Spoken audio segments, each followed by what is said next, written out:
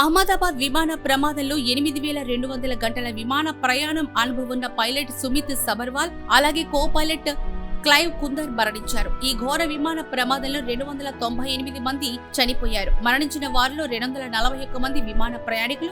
ఘటన జరిగిన సమయంలో విమానంలో 242 మంది ఉండగా వారిలో ఒక్కరు మాత్రమే ప్రాణాలతో బయటపడ్డారు. ఇక ఈ ప్రమాదంలో మరణించిన మిగిలిన వారంతా బీజే మెడికల్ కాలేజీ విద్యార్థులు. విమానం బీజే మెడికల్ కాలేజీ హాస్టల్ ను ఢీకొనడంతో వారు మరణించారు. లంచ్ టైంలో ఈ దారుణం సంభవించింది. భోజనాలు చేస్తున్న విద్యార్థులు అలాగే అనంత లోకాలకు వెళ్లిపోయారు.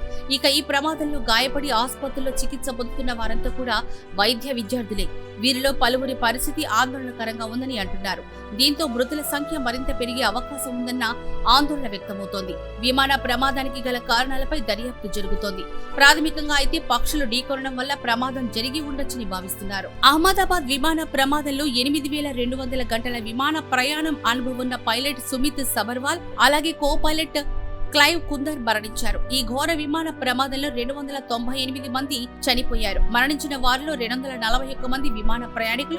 ఘటన జరిగిన సమయంలో విమానంలో 242 మంది ఉండగా వారిలో ఒక్కరు మాత్రమే ప్రాణాలతో బయటపడ్డారు. ఇక ఈ ప్రమాదంలో మరణించిన మిగిలిన వారంతా బీజే మెడికల్ కాలేజీ విద్యార్థులు. విమానం బీజే మెడికల్ కాలేజీ హాస్టల్ ను ఢీకొనడంతో వారు మరణించారు. లంచ్ టైంలో ఈ దారుణం సంభవించింది.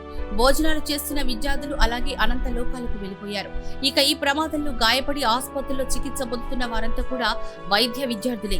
వీరిలో పలువురి పరిస్థితి ఆందోళనకరంగా ఉందని అంటున్నారు.